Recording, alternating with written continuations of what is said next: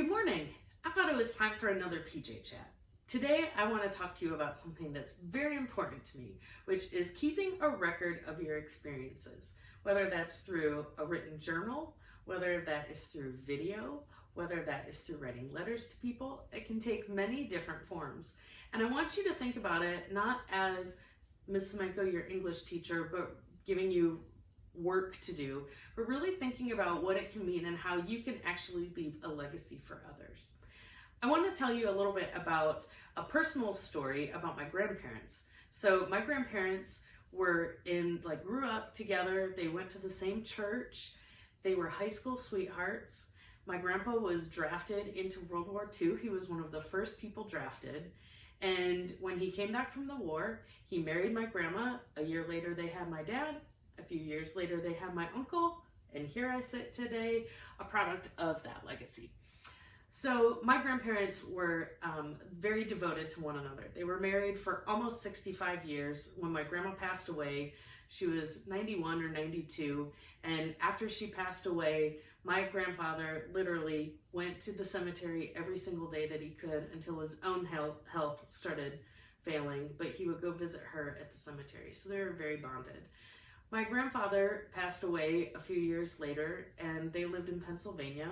We lived in Michigan, and we went, of course, the funeral was in Pennsylvania, and my grandpa happened to live in the building where he actually had grown up. So there was a lot of family history in this building. And the night of his funeral, I was in the room where my sister and I would always stay, and I decided it was time to maybe poke around a little. Yeah, I got a little bit snoopy. And when I opened a dresser, I found this, and this doesn't look probably like much to any of you, but this is the thing that probably, if my house was on fire, I would run back in for this one thing, if it was the one thing I could save. So I opened it up, and inside, along with some other things, I found these.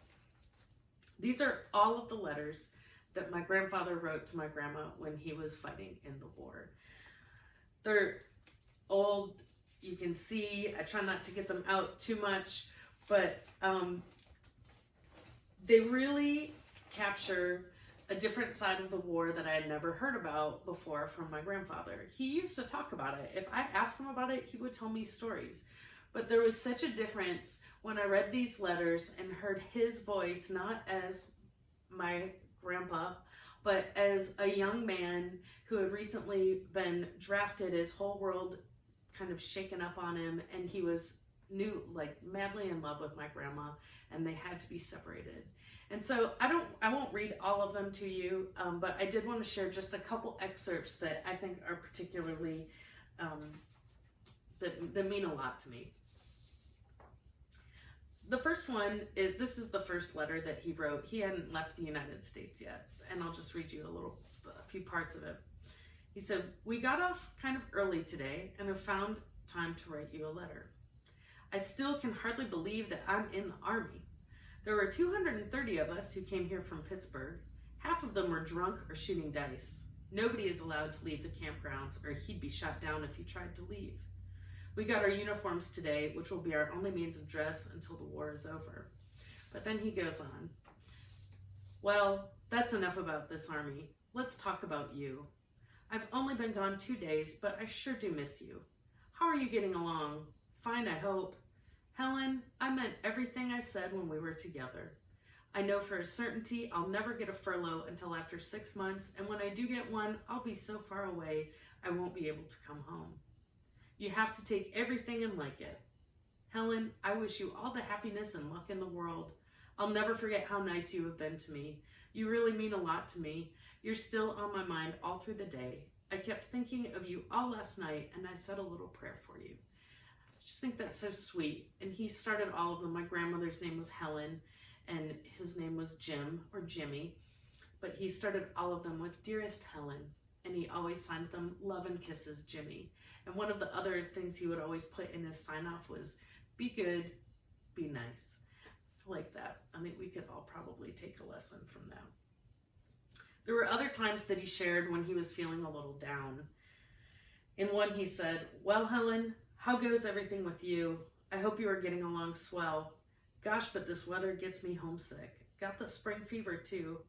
It brings back old memories of you and me. I wonder if we will ever have such happy moments again. I feel I've been cheated out of the best years of my life being away from home and my loved ones. So you could tell that he was really kind of struggling a little bit with that one. He didn't talk a lot in the letters. I don't know if he wasn't allowed to or if he just chose not to share the details of his time really being in the army and the action that he saw. Like I said, he told me plenty of stories later. He was one of the first people on the beach, storming the beach at Normandy on D-Day, and he was in the major invasions in North Africa and in Sicily. But there was one towards the end, I think this was his last letter that he wrote, that does share just one experience that he had. How do you like the fancy stationery in red ink? This is some of the paper we got when we overrun some German positions. Got the pen with the red ink from one of the prisoners. I sure had a close call a few days ago. 2 of my buddies and I were riding a Jeep, and we took a wrong road being directed by an officer to take this road. Imagine our surprise when we run into 3 Germans. Fortunately for us, they immediately threw up their hands, and we put them in a Jeep and turned around and headed back toward our own lines. I sure bawled out the lieutenant for misdirecting us. All the fellows got a kick out of the incident. Lots of funny things happen in this war. Not funny at the time, but later we all laugh about it. That one always strikes me because what if those soldiers had not just put up their hands? What if it had ended poorly and I might not be sitting here today? So I hope that you can see that those letters really gave me a different perspective on my grandparents because he chose to write those things down. And I hope you think about that and how you can share your voice. You never know.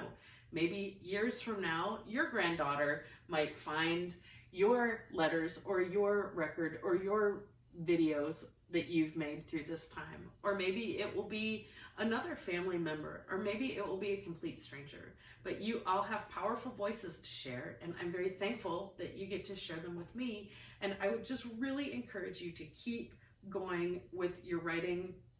Find time to, I know that you're busy with all of your work, but if you can find some of that time to really reflect and get some of those thoughts down, I think it will pay off greatly in the future.